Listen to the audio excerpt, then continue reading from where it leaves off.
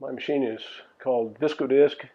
It has to do with actually the process that it works by, but it is a waste oil burner. It can handle contaminated, heavily contaminated combustible products and burn them with extremely low emissions and no smoke, no soot, no odor. It is really useful anywhere there is a need for large amount of heat for industrial processing primarily. An ideal application would be in cement production.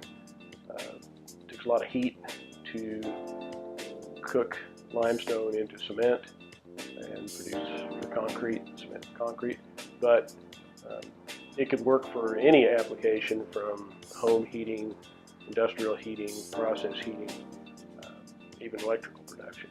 I was unsatisfied with the currently available machines. They're very expensive, complex, hard to maintain, but it was, personal need for heat that drove the original idea for the machine. The most important thing is to get in touch with people that are knowledgeable about the patenting process, i.e. patent attorneys that are reputed. We believe that we found some very qualified folks that treated us well and didn't lie to us or mislead us about what needed to be done to make it a good patent. And they did a patent search for us that looked at what my machine did and what I described it as its main features and claims about it. And it turned out that yes, indeed, my machine was dramatically different than anything that was in the known prior art or machines that had patents for this type of work. Unlike any of the other machines that are currently available, it is completely fuel insensitive. It can handle anything from refined fuels to completely contaminated fuels with no processing. It can handle waste solids in the fuel without need for filtration. It actually burns the combustible components of the fuel away from the incombustible, say mineral content or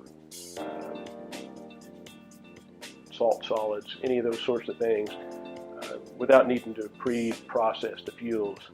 And in the waste conversion stream, one of the biggest costs is how do we get this material to process to a level that we can actually use it, and that adds a lot of added cost. My thinking has always been if you can use a waste product in its as-is state and convert it immediately to an asset, in this case heat energy to drive processes, then that's the way to do it, because you never really know exactly how much of any particular waste product you're going to have, and you might have a lot of variable fuels coming in, and so if you can use them without having to change your machine over, process the fuels to get them to be something your machine would accept, to be a win on all counts. Originally went to Missouri Southern studying pre-engineering, and then I went to University of Missouri at Rolla to finish my mechanical engineering degree. It's of course now Missouri Science and Technology, and also studied graduate level in metallurgical engineering. One of the features of my machine that I'm most hoping to get to demonstrate and apply is in environmental cleanup situations. In particular, oil spills are obviously a big issue that are on the ocean. When you have oil that's mixing with seawater, it's, for all practical purposes, what do you do with it? You can't burn it ordinarily, you can't reclaim it, but you need to get it picked up before it contaminates coastlines and damages wildlife and sea life and so forth. One of the unique features about my machine, not only is it fuel insensitive, but it's water insensitive, as long as if it's emulsified combustible products with water, as long as there's no liquid droplets of water, my machine burns it as equally well as if it didn't have emulsification water in the fuel.